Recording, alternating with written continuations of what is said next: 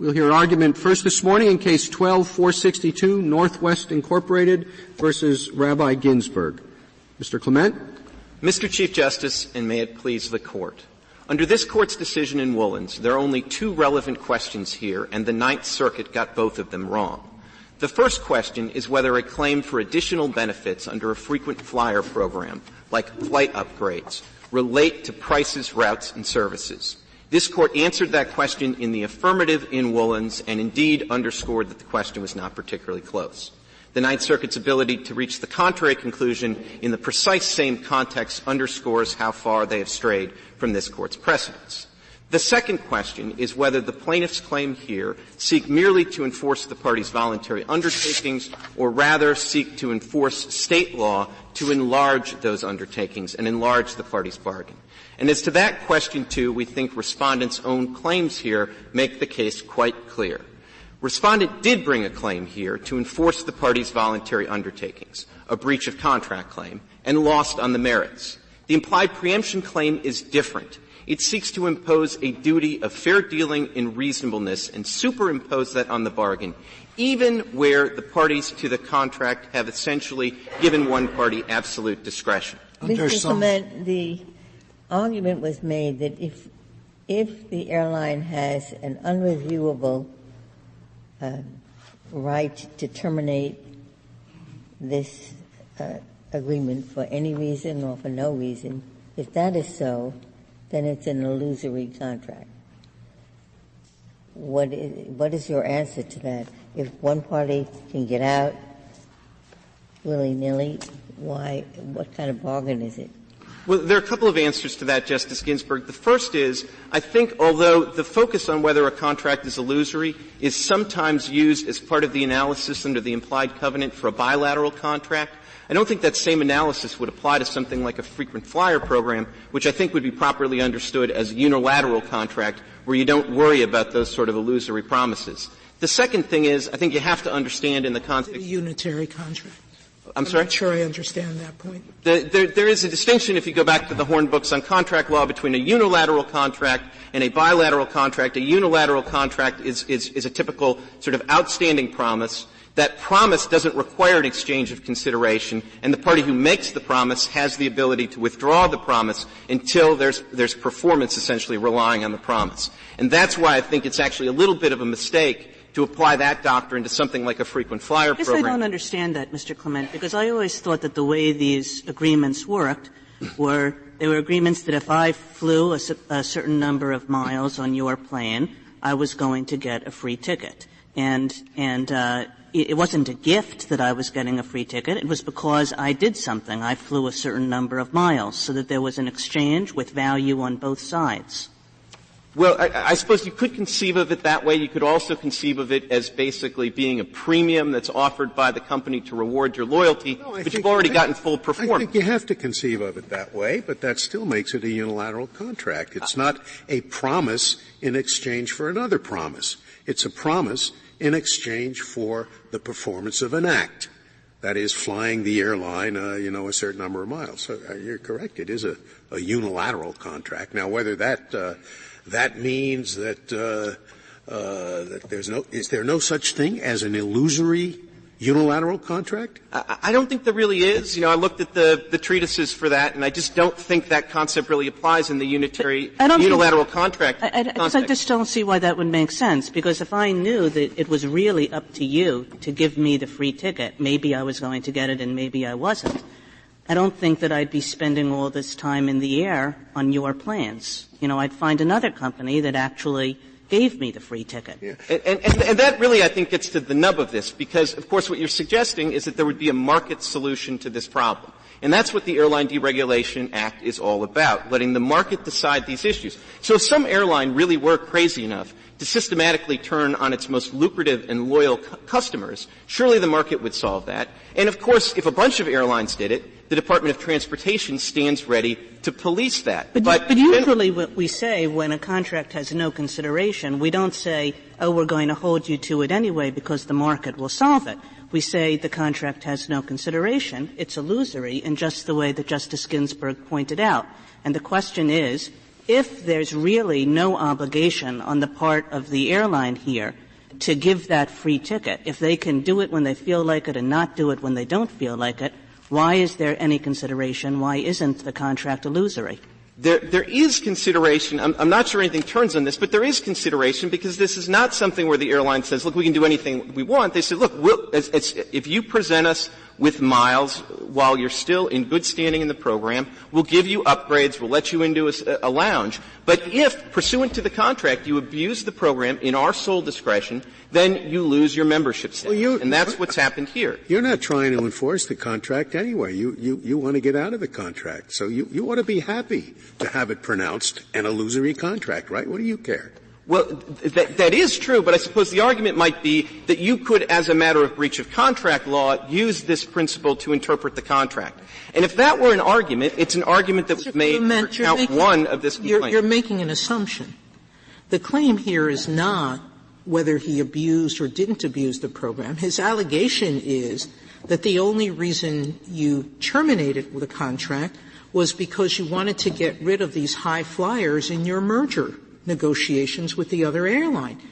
That's the same as saying they didn't terminate me because I abused the program. They terminated me because I was of a certain race, or I was woman, or I was handicapped, or some other improper consideration.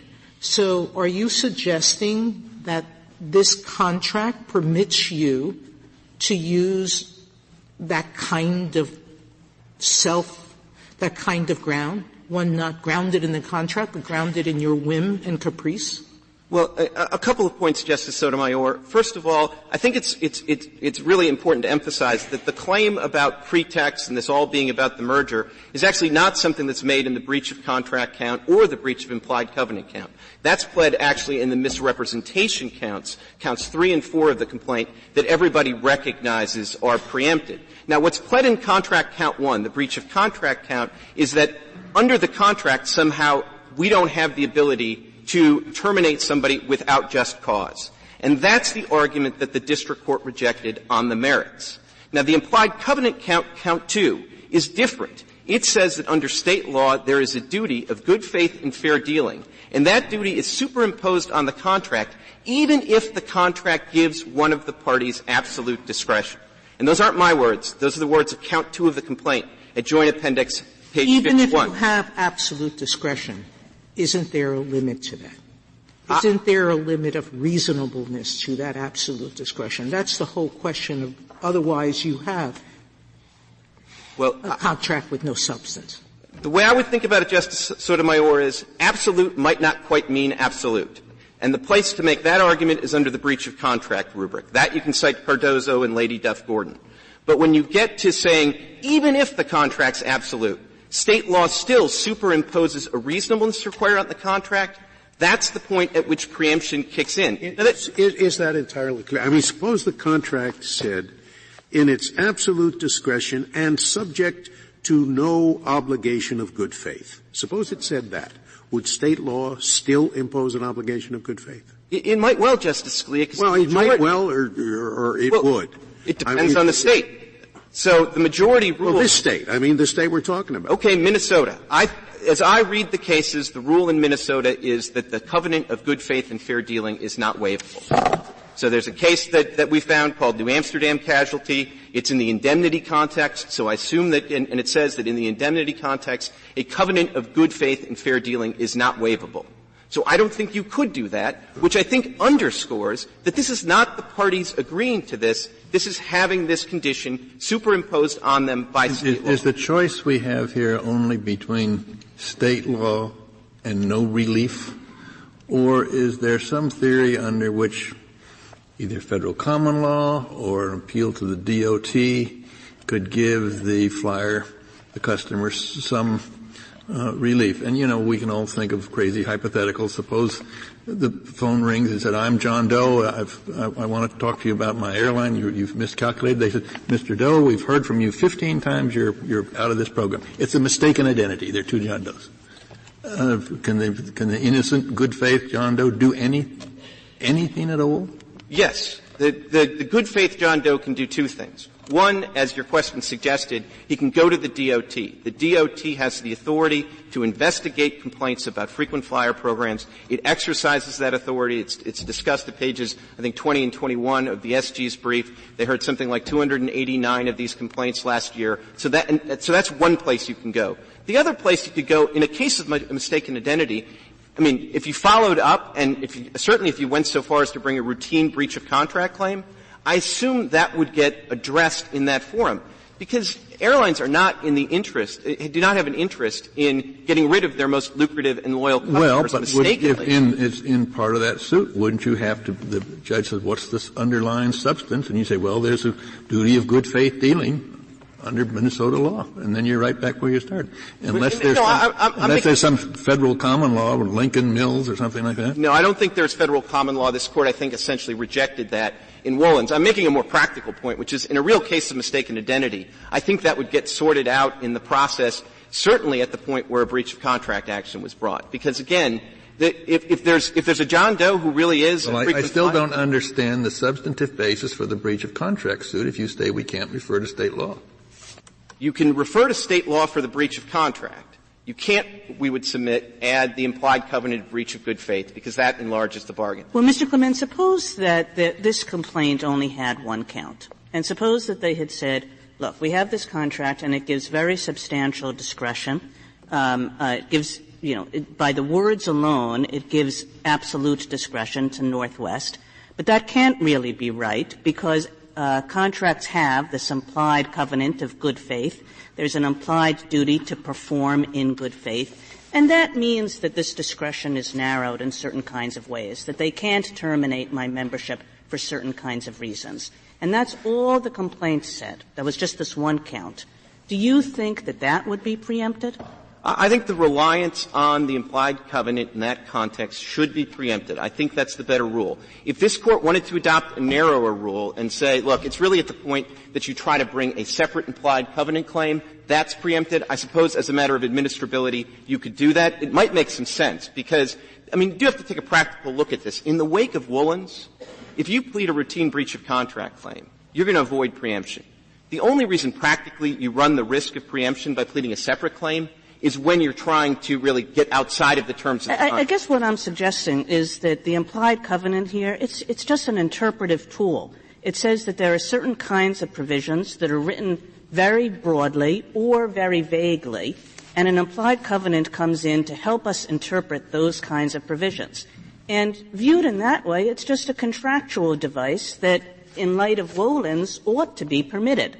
Well, here's my thought on that, which is I think even the respondents admit that in some states the implied covenant is much more than simply a rule of construction for the explicit terms of the contract. And I suppose if this Court wants to say that the only way the implied covenant is not preempted is when it's just a rule of construction for the explicit terms of the contract, I suppose we could live with that rule, and I think we'd certainly win in this case. The reason I would suggest that the better rule for this Court to adopt is that the implied covenant should just be preempted even in that circumstance is because in that circumstance it doesn't add anything. If it really is just a rule of construction for the express terms of the contract, you could get in the same place with a citation to Cardozo and Lady Duff Gordon. Counsel, could you tell me where you think they concede that some states, that their position would lead to a different result in some states? Well, I'm not. It's in the red brief, and I think it's quite clear. I think they say. I'll try to find the point where I find this for rebuttal, but I don't think they do this. They basically say that some states do apply this rule. They say that our claim is different, and I'll get you the exact. I thought they were saying that in some states it's not an implied term of the contract, but a different sort of provision. Well, I may have misspoke. What I meant is I think both parties agree, as they would have to, that in some states the implied covenant doctrine is used to directly impose public policy. And so in Alaska that seems to be the case. In Montana that seems to be the case. How about Minnesota? Well, Minnesota, isn't it just a rule of construction of the contract? We don't believe so, Your Honor. I think I'm not going to try to tell you that Minnesota law is pellucidly clear on this. But the Minnesota Supreme Court case, the Hennepin case, that recognizes the implied covenant, cites the restatement. The restatement quite clearly embraces a view of the implied covenant that goes beyond merely constructing the express terms of the contract. Well, I still have this problem. You say, now don't worry. You can always bring an express contract action. And I say, well, what law do you apply? Well, you have no state law and there's no federal common law. I don't understand how you can bring an action with no substantive law to inform it. I may have misspoke, Justice Kennedy. The breach of contract claim that you bring, the routine breach of contract claim you bring, is a state law claim. So we don't have any quarrel with count one of this claim, which used Minnesota state contract law to interpret the express terms of the contract. Where we have a beef is with count two of the complaint that says even if the contract gives the parties absolute discretion, we are going to superimpose a duty of good faith and fair dealing. And to complete the answer, since Minnesota has adopted the restatement suggests that the way you find good faith is you exclude the possibility of bad faith based on community standards of fairness and decency. And at the point that you're applying community standards of fairness and decency, it seems to me quite clear that you are not applying the party's self-imposed undertakings, but something else. Well, I suppose you could say that it is assumed that parties to a contract comport with community standards of fairness and decency. You can wiggle to there if you want. You could try to wiggle there, and my point would be the way to try to wiggle there is interpreting the express terms of the contract. An implied covenant is different, and I think if you take a step back and think about this context, when an airline reserves to itself the sole discretion to make a judgment about frequent flyers or about taking an unruly passenger off a plane, do you really want state courts applying community standards of decency to judge that, or is that something that should be judged by a complaint to the Department of Transportation? If I could reserve the remainder of my time. Thank you, counsel.